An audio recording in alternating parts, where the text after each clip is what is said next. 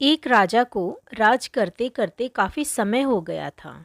बाल भी सफ़ेद होने लगे थे। एक दिन उसने अपने दरबार में उत्सव रखा और अपने मित्र देश के राजाओं को भी सादर आमंत्रित किया। वह अपने गुरुदेव को भी बुलाया।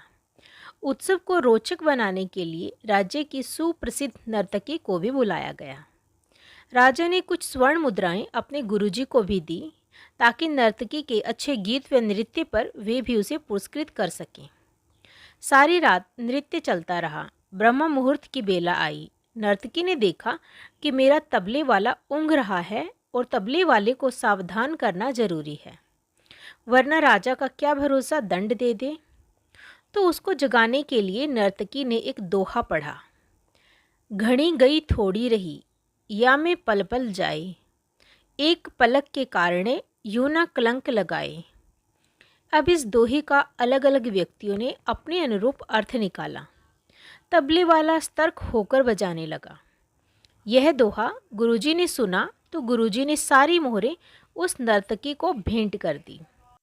दोहा सुनते ही राजकुमारी ने अपना 9 लखा हार नर्तकी को भेंट कर दिया। दोहा सुनते ही राजा के युवराज ने भी अपना मुकुट उतारकर नर्तकी को समर्पित कर दिया। राजा बहुत ही अचंभित हो गया। सोचने लगा, रात भर से नृत्य चल रहा है, पर यह क्या? अचानक एक दोहे से सब अपनी मूल्यवान वस्तु बहुत ही खुश होकर इस नर्तकी को समर्पित कर रहे हैं। राजा सिंहासन से उठा और नर्तकी को बोला, एक दोहे द्वारा एक सामान्य नर्तकी होकर तुमने सबको लूट लिया। जब यह बात राजा के गुरु ने सुनी तो गुरु के नेत्रों में आंसू आ गए और गुरुजी कहने लगे, राजा, इसको सामान्य नर्तकी मत कह। ये अब मेरी गुरु बन गई है, क्योंकि इसके दोहे ने मेरी आंखें खोल दी हैं। दोहे से यह कह रही है कि मैं सारी उम्र जंगलों में भक्ति करता रहा और आखिरी समय में नर्तकी का मुजरा देखकर अपनी साधना नष्ट करने यहाँ चला आया हूँ। भाई मैं तो चला। यह कहकर गुरुजी तो अपना कमंडल उठाकर जंगल की ओर चल पड़े। राजा की लड़की ने कहा, पिताजी, मैं जवान हो गई हूँ, आप आंखें बंद किए हुए बैठे हैं। मेरा विवाह नहीं कर रहे थे। आज रात मैं आपके महावत के साथ भागकर अपना जीवन बर्बाद करने वाली थी, लेकिन इस नर्तकी के दोहे ने मुझे सुमति दी कि जल्दबाजी न कर, हो सकता है तेरा विवाह कल हो जाए। क्यों अपने पिता को कलंकित करने पर तुली है? युवराज ने कहा, महाराज, आप वृद्ध हो चले हैं, फिर भी मुझे राज नहीं दे रहे थे। मैं आज रात ही आपके सिपाहियों से मिलकर आपको मारने वाला था, लेकिन इस दोहे ने समझाया कि पगले, आज नहीं तो कल आखिर राज तो तुम्हें ही मिलना है। क्यों अपने पिता के खून का कलंक अपने सिर पर लेता है? थोड़ा धैर्य रख।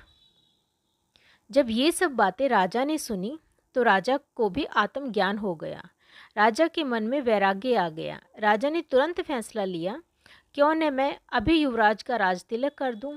फिर क्या था, उसी समय राजा ने युवराज का राज तिलक किया और अपनी पुत्री को कहा, पुत्री, दरबार में एक से एक राजकुमार आए हुए हैं। तुम अपनी इच्छा से किसी भी राजकुमार के गले में वरमाला डालकर पति रूप में चुन सकती हो। राजकुमारी ने ऐसा ही किया और राजा सब त्याग कर जंगल में गुरु की शरण में चला गया। यह सब देखकर नर्तकी ने सोचा, मेरे एक दोहे से इतने सारे लोग सुधर गए, लेकिन मैं क्यों नहीं सुधर पाई। उसी समय नर्तकी ने भी वैराग्य आ गया। उसने उसी समय निर्णय लिया कि आज से मैं अपना नृत्य बंद करती हूँ। हे प्रभु, मेरे पापों से मुझे क्षमा करना। बस आज से मैं सिर्फ तेरे नाम का ही सुमिरन करूँगी।